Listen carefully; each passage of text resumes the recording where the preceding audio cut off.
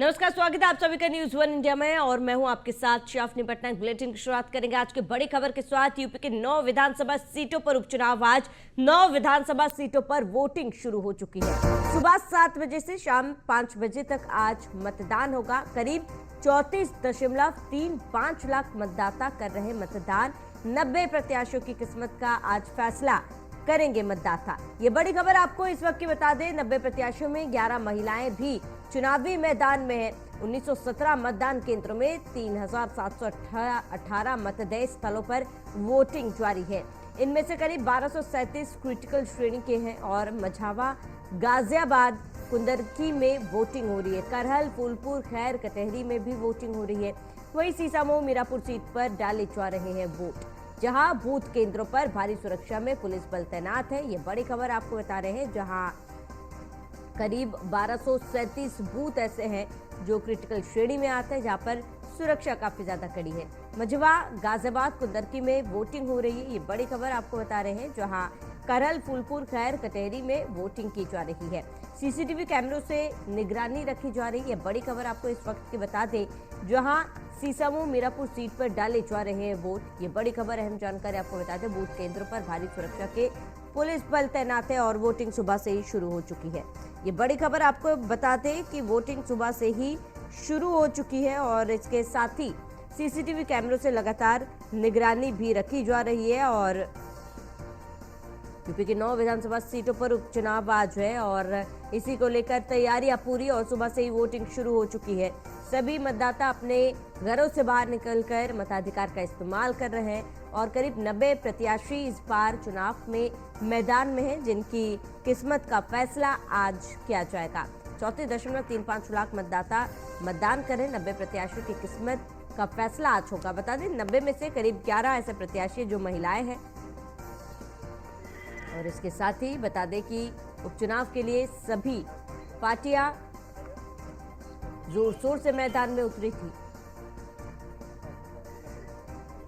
और इसके साथ ही हम बता दें कि देश में महाराष्ट्र, झारखंड में भी चुनाव है। झारखंड के दूसरे चरण का चुनाव और महाराष्ट्र में आज पहले चरण का चुनाव है। ये सीधी तस्वीर आपको महाराष्ट्र की दिखा रहे हैं, जहां पर महाराष्ट्र में भी सुबह से वोटिंग जारी है। महाराष्ट्र में विधानसभा चुनाव है और महाराष्ट्र में बढ़ चढ़ के लोग मतदान कर रहे हैं।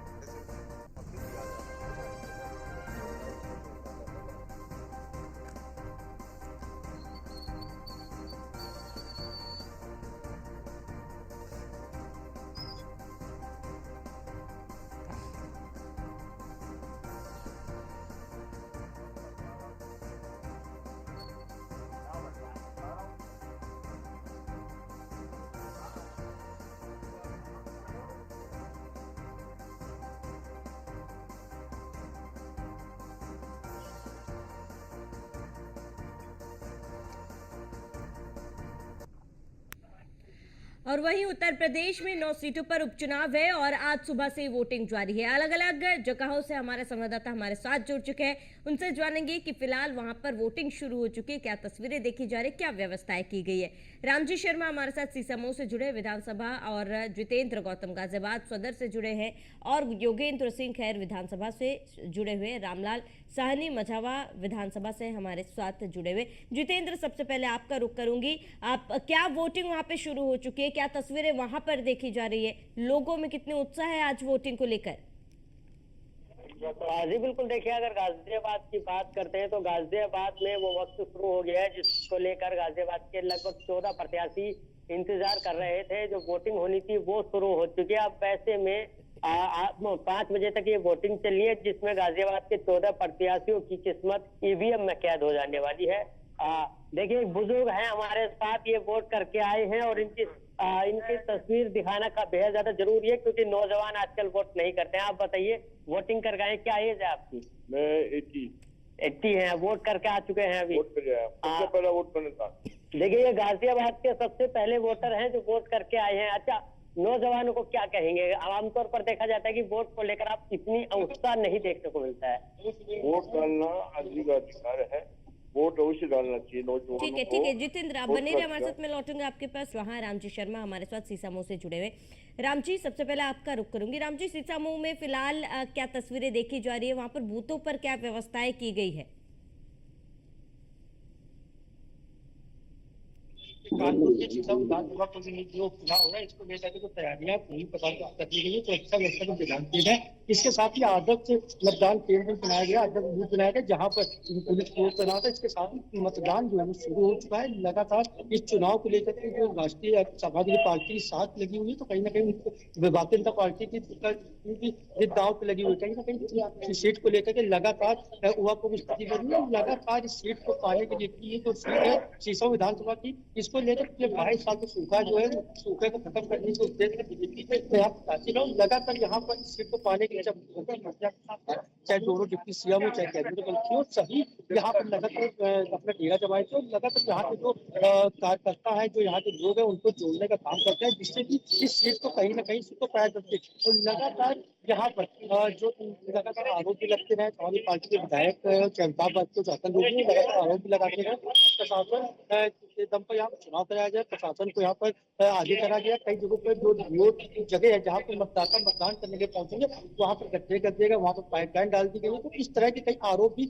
लगे हुए। फिलहाल इसको लेकर शिकायत भी की गई थी कि जो कहा जा रहा है कि जो पुलिस वाले जो बीएसएफ के जवान है वो आईडी चेक कर रहे थे, उसको लेकर शिकायत की गई थी। समाजवादी पार्टी के प्रदेश अध्यक्ष शिकायत की थी। उस शिकायत के बाद चुनाव आयोग ने आदेश जारी किया, उस पत्र जारी किया जिसमें साफ तौर पर कहा गया कि जो रिटर्निंग ऑफिसर होंगे या फिर अन्य जो अधिकारी होंगे प्रशासनिक, वही सिर्फ आईडी या कुछ चेक कर सके मतदाता का, और पुलिस का कोई भी जवान मतदाता का जो भी आईडी का होगा उसको चेक नहीं कर सकते। जिसको लेकर के कहीं ना सुरक्षा के पुख्ता इंतजाम किए, क्योंकि ये सीट शीशम विधानसभा सीट है वो काफी हॉट सीट मानी उत्तर प्रदेश की, उसको लेकर लगातार साख है वो लगी हुई है। तो फिलहाल यहाँ की जो व्यवस्था है पूरी चाक चौबंद कर दी गई है। इस वक्त मैं आदर्श बूथ के पास खड़ा हूँ। आप देख सकते हैं यहाँ पर लगातार जो सुरक्षा कर्मी है वही तैनात है, और जो मतदाता है वो फिलहाल घरों से निकल रहे हैं मतदान करने के लिए, क्योंकि सुबह से जो कोहरा है, कोहरे की वजह से ठंड भी बहुत ज्यादा पड़ी, तो लोग थोड़ा सा देर से निकलेंगे। लेकिन फिलहाल जो यहाँ पर जिला प्रशासन ने लोगों को जागरूक भी किया कि सुरक्षा की पूरी व्यवस्था है, किसी भी तरीके डर का या भय का माहौल नहीं है। घरों से निकले और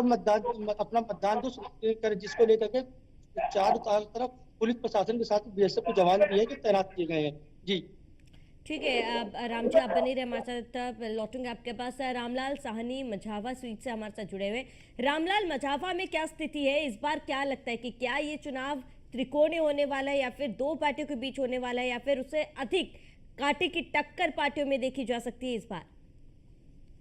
जी हाँ, इस मझवा का चुनाव चालू हो गया है। यहाँ पर वोटिंग चालू हो गया है। यहाँ के जो युवा हैं सुबह सुबह ही घर से बाहर आकर के वोट बड़े उमंग के साथ बूथ पर आ रहे हैं और बूथ पर पहुंच कर वोट डाल रहे हैं। तो बता दें कि जो त्रिकोणीय श्रृंखला थी वो इसमें दो में ही लड़ाई चलेगी, कांटे की लड़ाई चल रही है, सपा और भाजपा में ही होगी। और इसमें बता दें कि पूरे 262 मतदाता केंद्र बनाया गया है, जिसमें 442 बूथ स्थल है। तो वही 4 लाख लगभग 4 लाख आज जनता मझवा की सीट पर विधायक चुनेगी। और वहीं पर बता दें कि 90 से 100 पुलिस पार्टी चली है, और उसके बाद 13 प्रत्याशी यहाँ से खड़े हुए हैं। तो बताते चले कि जो सपा और भाजपा के जो प्रत्याशी हैं, डॉक्टर विनोद बिंद की पुत्री डॉक्टर ज्योति बिंद यहाँ से जोरदार लड़ रही हैं। तो वहीं भाजपा से सुचि सिंह अभी जोरदार लड़ रही हैं। दोनों में टक्कर की लड़ाई चल रही है। और बूथ स्थल पर भी देख रहे हैं कि लंबी लंबी कतारें लगना शुरू हो गई है। तो ऐसे ही 442 बूथ स्थलों पे चुनाव होना शुरू हो गया है। ठीक है, आप बने रहे हमारे साथ, में लौटूंगा आपके पास।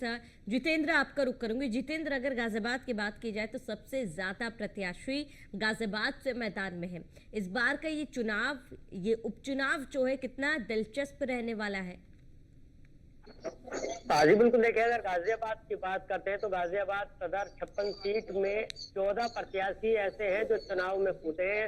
और अगर शुरुआत से बात करते हैं तो लगभग 29 ऐसे प्रत्याशी थे जिन्होंने फॉर्म खरीदा था, और 28 प्रत्याशियों ने अपना फॉर्म भरा। लेकिन उसके बाद जब लगातार सारी कार्रवाई हुई तो उसके बाद 14 प्रत्याशी कर रहे हैं, जिनका आज भविष्य वोटिंग को लेकर हम बात करते हैं। तो इसके बाद और यहाँ पर जो है तमाम तैयारियां पूरी कर ली गई है और मतदाता को रुझाने के लिए अलग अलग तैयारियां पूरी की गई है। दिखाया गया है और किस तरह से उसको दिखाया गया है, मिलकर आज जिसकी अच्छी तस्वीरें हो सकती हैं वो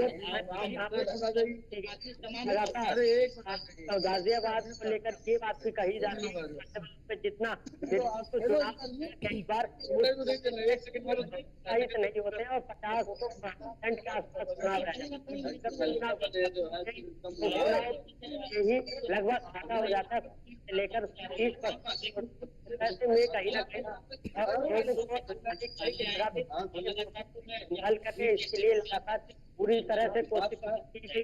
चुनाव आयोग की तरफ से भी तमाम तैयारियां की गई है, सेल्फ पॉइंट बनाए गए हैं, लगातार उनको जागरूक किया गया है कि आपको अपने मतों का उपयोग करना है, जिसको लेकर काफी उत्साह भी देखने को मिल रहा है। और अभी जो लोग हैं वो धीरे धीरे पहुंचने भी यहाँ पर लगे हैं। अभी हमने जैसे एक बुजुर्ग से भी आपको बात कराई थी जिनकी उम्र 80 साल है और उनका कहना था कि वो इस वोट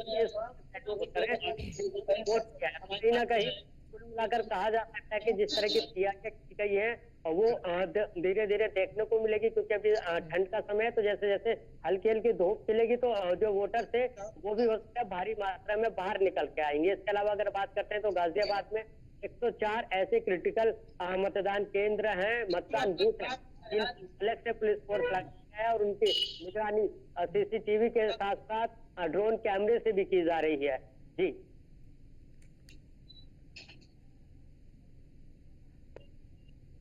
ठीक है जितेंद्र, आप बने रहे हमारे साथ तमाम जानकारी के लिए। मैं लौटूंगी आपके पास। वहीं नोएडा से हमारे संवाददाता मोहसिन खान ने लोगों से बातचीत की है, क्या कुछ जायजा है चुनाव को लेकर, वो आपको दिखाते हैं। करहल विधानसभा सीट पर उपचुनाव शुरू हो चुका है, मतदान प्रक्रिया शुरू हो चुकी है और लोगों ने वोट कास्ट करना भी शुरू कर दिया है। दरअसल एक मूल भावना है लोकतंत्र की पुष्पित और पल्लवित होती हुई शुभ बेला के लिए कि सबसे पहले मतदान बाद में दूसरा काम, और शायद इसी को समझते हुए, इसी मूल भावना को लेते हुए लोग सबसे पहले मतदान करने के लिए आ रहे हैं।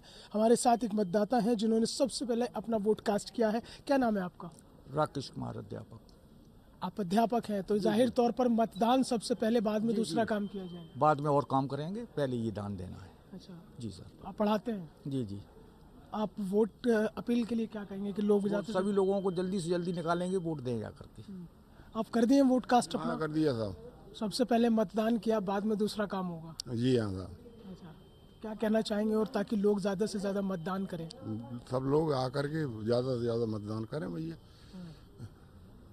तो वही है कि करहल विधानसभा सीट पर जो उपचुनाव हो रहा है, और सबसे बड़ी बात यही है कि जब ज़्यादा से ज़्यादा मतदान होगा तो जो लोकतंत्र है वो काफ़ी मजबूत होगा, और उसी की मजबूती के लिए उपचुनाव में जो मतदाता हैं उनमें उत्साह बढ़ना धीरे धीरे शुरू हो चुका है। वीडियो जर्नलिस्ट अनिकेत के साथ मोहसिन खान, न्यूज़ 1 इंडिया, करहल।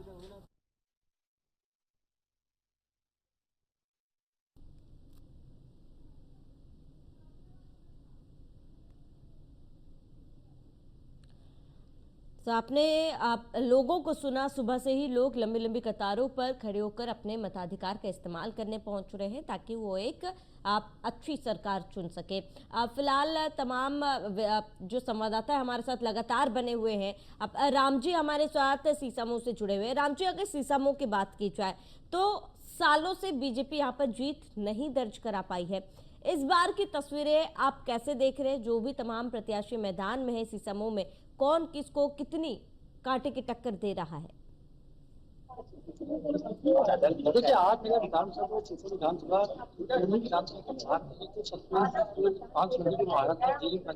लगातार 22 सालों तक लगातार 2 बार और तीसरी बात जो विधायक हुए थे उनका एक कब्जा करते हैं और आज मुझे मालूम की जेल भीतर सजा दी गई पूरे मामले में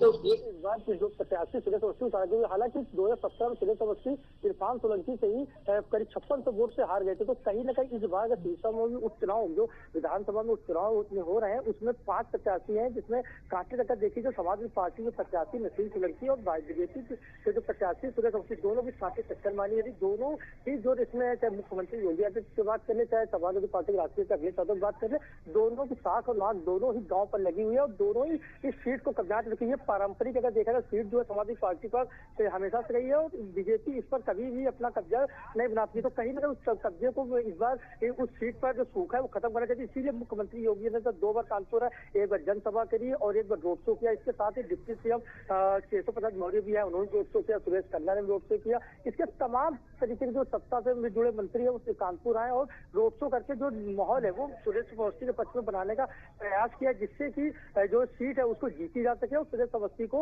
विधानसभा पहुंचाने का काम किया सके। लेकिन वहीं पर अगर देखा तो नसीम सोलंकी जो समाजवादी पार्टी के उनके साथ सिंपैथी वोट जोड़ने की बात कही जा रही, क्योंकि जिस तरह उनको जेल भेजा गया इरफान सोलंकी तो कहा जा रहा है, आरोप लगाया कि उनको गलत तरीके से फंसाया गया है, चाहे उनकी पत्नी हो, चाहे समाजवादी पार्टी के अन्य जो नेता या विधायक हो, उन सभी का साफ तौर पर कहना है कि इरफान सोलंकी को गलत तरीके से फंसाया गया है, उनको जेल भेजा गया। तो हालांकि दोनों तरफ कहीं ना कहीं कांटे टक्कर मानी जा रही है। समाजवादी सपा और भाजपा में सबसे ज्यादा कांटे टक्कर उसी में को लेकर के अब कहीं ना कहीं पूरा दांव जो है लगा हुआ है। आज जो मतदान होगा लोग ज्यादा से ज्यादा घरों से बाहर निकले मतदान करें। मतदान से एक दिन पहले इरफान सोलंकी जो बेटी है तो करीब 12 साल की, उसने भी एक वीडियो वायरल किया जिसको साफ तौर से कहा है कि उनकी माँ को मतलब नसीम सोलंकी जो 85 समाजवादी पार्टी उनको वोट दे, उनको जिताने का प्रयास जिताया जाए, जिससे कि जो न्याय और न्याय जो लड़ाई को जीता जा सके। तो फिलहाल कानपुर में जो कांटे टक्कर का सीताओं की विधानसभा की बात करें तो सपा और भाजपा की जो कांटे टक्कर है। और रही बात सुरक्षा की बात की जाए, सुरक्षा के पुख्ता इंतजाम किए गए हैं, ड्रोन से चेकिंग हो रही है। इसके साथ ही बीएसएफ, सीआरपीएफ समेत पीएसी सब जवान लगाए, किसी तरह की कोई भी गड़बड़ी ना हो उसका पूरा ध्यान रखा जा रहा है। और साथ ही पुलिस फोर्स भी तैनात की और रिटर्निंग ऑफिसर हो चाहे अन्य ऑफिसर हो, वो सभी लगातार मूवमेंट पर है क्योंकि मतदान जो है वो शुरू हो चुका है। जी ठीक है राम जी, आप बने रहे, हमारे साथ लौटेंगे आपके पास। रामलाल साहनी मझवा विधानसभा सीट से हमारे साथ जुड़े हुए हैं। आप रामलाल, अगर हम लोग मझवा सीट की बात करें तो अमूमन बीजेपी, समाजवादी पार्टी और बहुजन समाज पार्टी के बीच कांटे की टक्कर देखी जा रही है, क्योंकि इससे पहले बीजेपी की जीत हुई थी इस सीट पर, जिसके बाद जो विधायक थे वो सांसद बन गए। लेकिन अब जो प्रत्याशी मैदान में उतारे गए हैं उनमें कितनी कांटे की टक्कर आप देख पा रहे हैं? जी हाँ, इससे पहले डॉक्टर विनोद बिंद यहाँ पर विधायक 2.5 साल तक थे और उसके बाद लोकसभा चुनाव में भदोही चले गए थे। तो इसको लेकर के सुचिंता यहाँ पर विधानसभा प्रत्याशी भाजपा से हैं, जो कि भाजपा ये दोबारा इनको प्रत्याशी बनाई है अपना। और इससे पहले डॉक्टर विनोद बिंद से पहले सुचिंता यहाँ पर विधायिका रह चुकी हैं मझवा विधानसभा से। तो आज फिर से वही चुनाव होने जा रहा है। उस समय इस समय डॉक्टर ज्योति बिंद और सुचिंता मौर्य के बीच में कांटे की लड़ाई हो रही है। तो वहीं पर बसपा भी जो ब्राह्मणों की वोट है वो बसपा में भी रुख कर रही है। तो देखा जाए कि तीनों अपने अपने स्थान पर दमदारी दिखाएंगे। और यहाँ पर हम मतदान स्थल पर आ चुके हैं। यहाँ पर सब सुबह से ही देख रहे हैं, वृद्ध भी वोटिंग करने पहुंच रही हैं और परिवार के जो लोग हैं उनको लेकर के आ रहे हैं मतदान स्थल पर। और देखा जाए कि यहाँ पर भारी भीड़ भी आ रही है धीरे धीरे करके और पहुंच रहे हैं वोटिंग करने के लिए। यहाँ पर दादाजी क्या नाम है? गुलाब चंद बिंद। क्या आपको लग रहा है कि क्या मुद्दा सपा की मुद्दा क्या था कि यहाँ? अरे यहाँ साहब हम हमारी वोटर लिस्ट में हमारे नतरी के नहीं नाम आए भर के दिया। क्या मुद्दे थे? अरे विकास हमारे गाँव में कुछ नहीं हुआ नहीं। डॉक्टर विनोद भी 3 बार अरे डॉक्टर विनोद भाई चाहे ऐसी तैसी रमेश बिंद रहे सही बात, क्योंकि विनोद हम बच्चे जिताए दी है सब पब्लिक, हम बच्चे नहीं दे रहे उदय। लेकिन तो ये विकास को लेकर के कितनी ये विनोद बिंद के बारे में बोल रही थी। विनोद बिंद यहाँ से 2 साल विधायक रह चुके हैं और यहाँ से फिर रुक गए हैं। ये 2.5 साल रह हाँ 2.5 साल रह गए, कुछ नहीं किए। तो कौन किया यहाँ पे? यहाँ हमारे गांव में सकल नहीं दिखान, वोट ले के बाद सकल हमारे गांव में नहीं दिखान था। अभी तक कौन विधायक यहाँ पर रह के काम किया? अरे साहब इतना बढ़िया कांग्रेस की है रहा, एक विधायक नहीं, कुछ मायावती की है बस। तो देख सकते हैं कि कितनी नाराजगी है भाजपा से और उनके प्रत्याशियों से। तो यहाँ पर भी वोट शुरू हो रहा है। युवा हमारा मुद्दा रहा वोट डालने के लिए। क्या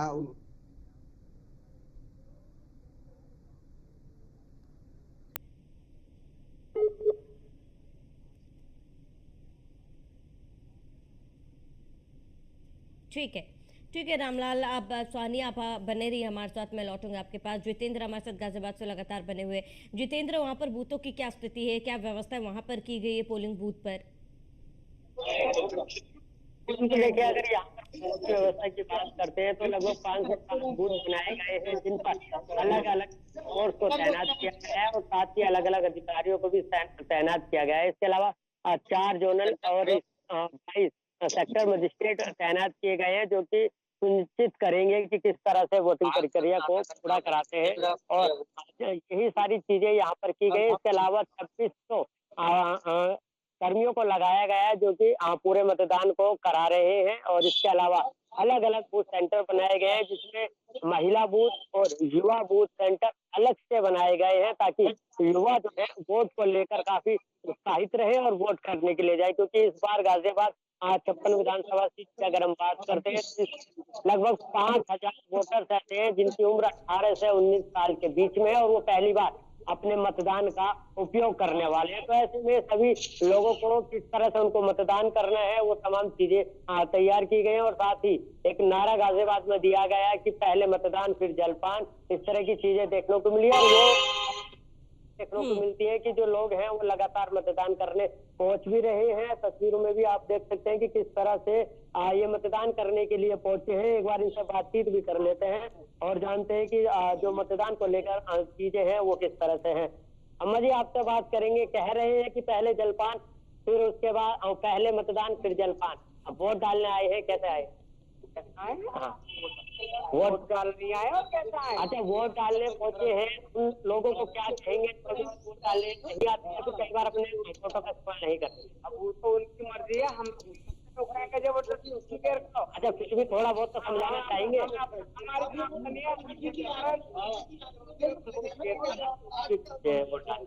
ना और भी लोग हैं, इनसे भी बातचीत कर लेते हैं। अच्छा, इनका कहना है कि करेंगे लेकिन तस्वीरें बिल्कुल साफ है। हमारे साथ इनसे भी बातचीत कर लेते हैं।